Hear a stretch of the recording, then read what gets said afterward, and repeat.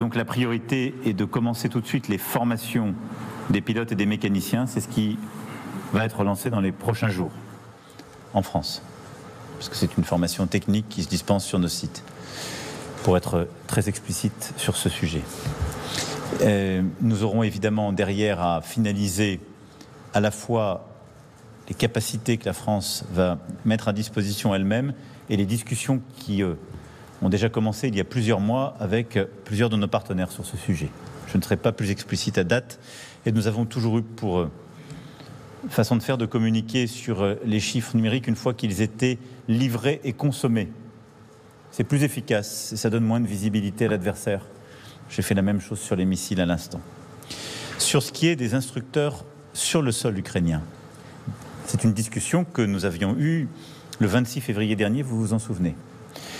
Je note que le président Zelensky, son ministre de la Défense, ont exprimé de manière explicite les besoins de l'Ukraine en la matière. Pour une raison simple qu'on peut tous comprendre, l'Ukraine est en train de mobiliser beaucoup plus fortement et va avoir à former des dizaines de milliers de soldats nouveaux. Et donc il est beaucoup plus efficace et pratique sur certaines capacités, dans certaines conditions, de former sur le sol ukrainien. C'est une demande légitime. Deuxième chose, j'ai toujours la même grille de lecture. Nous ne sommes pas en guerre avec la Russie, nous ne voulons pas d'escalade, mais nous voulons faire tout ce qui est en notre capacité pour aider l'Ukraine à résister. Est-ce que quand l'Ukraine nous demande de former sur son sol souverain des soldats mobilisés, c'est une escalade? Non. Ça n'est pas déployer des gens, des soldats européens ou alliés sur la ligne de front. C'est reconnaître la souveraineté de l'Ukraine sur son territoire. Qui serions-nous pour céder aux invocations ou aux menaces de la Russie qui, de facto, déciderait donc que l'Ukraine n'a plus aucune souveraineté pour accueillir un jour une entreprise, un autre jour des instructeurs? Ça n'est pas dans la ligne que nous avons fixée. On essaie d'être cohérent. Donc c'est une demande légitime et elle rentre dans le cadre de la ligne qui a toujours été la nôtre. Troisième point, nous souhaitons, par souci d'efficacité, avoir une coalition et plusieurs de nos partenaires ont déjà donné leur accord. Et par respect pour eux, je ne vais pas vous dire que la France le ferait seule, parce que je sais d'ores et déjà que nous ne sommes pas seuls. Et donc nous allons utiliser les jours à venir pour finaliser une coalition la plus large possible, qui aura vocation à accéder à la demande de l'Ukraine dans le cadre qui est toujours le nôtre depuis le début et que je viens de rappeler.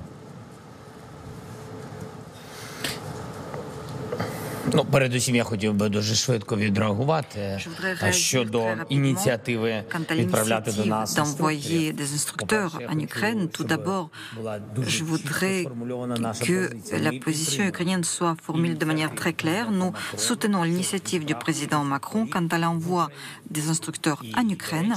Et d'ailleurs, cela raccourcit tout simplement le chemin de cet apprentissage.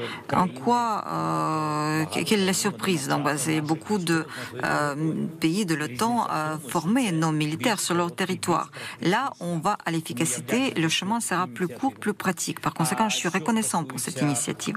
En ce qui concerne les États-Unis, votre question, je ne sais pas si j'ai bien entendu, si le président américain nous a bien entendu, nous avons de très bonnes relations entre nos États, entre nous, président.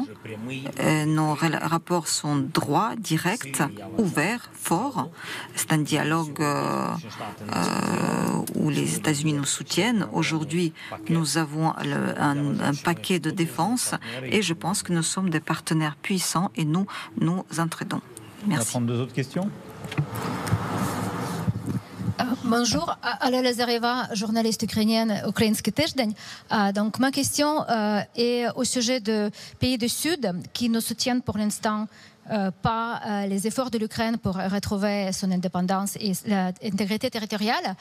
Alors je voulais savoir, est-ce que la diplomatie française participe pour aider l'Ukraine à changer la position de ces pays du Sud, et je pense en particulier de l'Inde et des pays africains où la France a toujours beaucoup d'influence. Merci.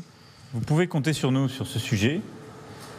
Nous l'avons fait sans relâche depuis le premier jour, et j'ai pu le faire au Brésil, où j'étais en visite d'État il y a quelques mois, en Inde, où j'étais aussi en visite d'État en début d'année, avec également tous les pays africains, mais au-delà. Et nous avons, depuis le premier jour, déployé cette diplomatie pour expliquer que ce conflit n'est pas un conflit qui ne touche que l'Ukraine. C'est un conflit qui consiste à savoir pour la communauté internationale si elle veut l'ordre et ce que nous avons signé par la charte ou la loi du plus fort. Et nous pensons que pour la paix, et partout, ce n'est pas la paix simplement à la frontière entre l'Ukraine et la Russie, mais la paix partout dans le monde est défendue si on défend nos règles. Donc oui, nous nous déployons pour ce faire et pour montrer qu'il n'y a pas non plus de double standard, ce qui fait qu'on s'intéresse aussi et nous nous engageons même également sur d'autres conflits. On arrive à convaincre quand on montre que nous n'avons pas d'indifférence pour des conflits qui touchent parfois ces pays-là, ni d'indifférence pour les conséquences que le conflit peut avoir sur eux, ce qu'on fait depuis le premier jour. Et donc nous déployons cette énergie à la fois pour la conférence en Suisse, mais surtout plus largement, pour que tous ces pays comprennent ce que nous sommes en train de faire, le juste combat que mène l'Ukraine pour se défendre, et accompagnent les initiatives que nous prendrons dans les mois qui viennent.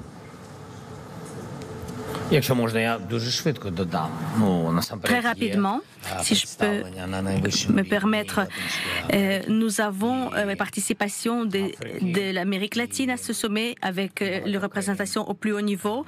Les pays africains participent et beaucoup de pays du Sud global participent au sommet en Suisse. Et en ce qui concerne l'Inde, l'Inde a toujours soutenu l'intégrité territoriale et la souveraineté de l'Ukraine. L'Inde a soutenu l'idée du sommet et traditionnellement, elle a toujours fait le blâme de l'agression russe. Bonsoir, Monsieur le Président.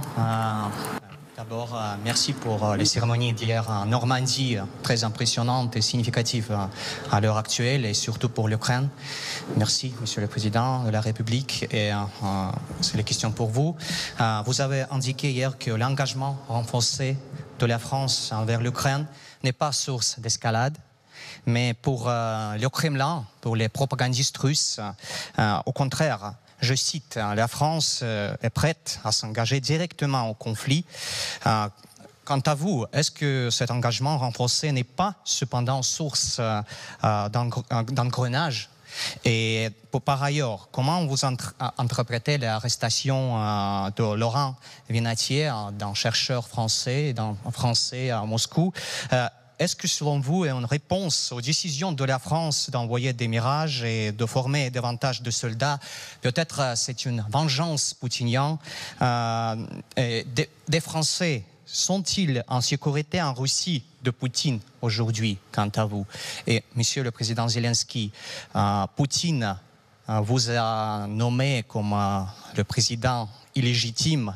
On est d'accord que Poutine, il est illégitime, mais quand même, votre réaction, Monsieur Zelensky. Merci. Merci beaucoup. Vous l'avez d'ailleurs dit vous-même dans votre question, les propos que vous rapportez sont ceux de propagandistes. Le propagandiste fait de la propagande. Depuis le premier jour, la méthode de la Russie, c'est d'intimider pour nous neutraliser. C'est d'intimider nos opinions publiques, nous tous, pour que nous n'aidions pas l'Ukraine.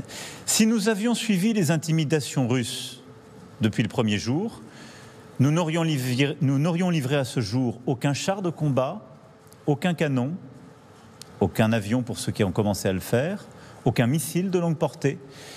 Et je ne suis pas sûr que l'Ukraine serait dans la situation où elle est aujourd'hui sans cela. Nous avons donc systématiquement eu raison de ne pas céder aux intimidations des propagandistes. Ce qui m'importe, c'est d'être cohérent dans la stratégie qui est la nôtre et dans le cadre que nous nous sommes donné. Aider l'Ukraine à résister, car cette guerre est existentielle pour nous, et ne jamais être, nous, la source d'escalade. Je considère que toutes les décisions prises et les annonces faites sont strictement dans ce cadre. C'est la Russie qui a intensifié son effort de guerre et ses frappes. C'est la Russie qui, systématiquement, ces dernières semaines, s'attaque aux infrastructures civiles, ce qui, je le rappelle, est un crime de guerre. C'est la Russie qui, maintenant, a décidé de frapper depuis son sol ces infrastructures et les civils ukrainiens. Nous ne pouvons pas laisser l'Ukraine sans réaction et sans aide. Donc, je pense que tout ça est un signe de nervosité et la poursuite d'une stratégie d'intimidation qui ne fonctionne pas à l'égard des Européens et de leurs alliés. Pour ce qui est de notre ressortissant qui a été arrêté hier, nous avons évidemment demandé des clarifications immédiates.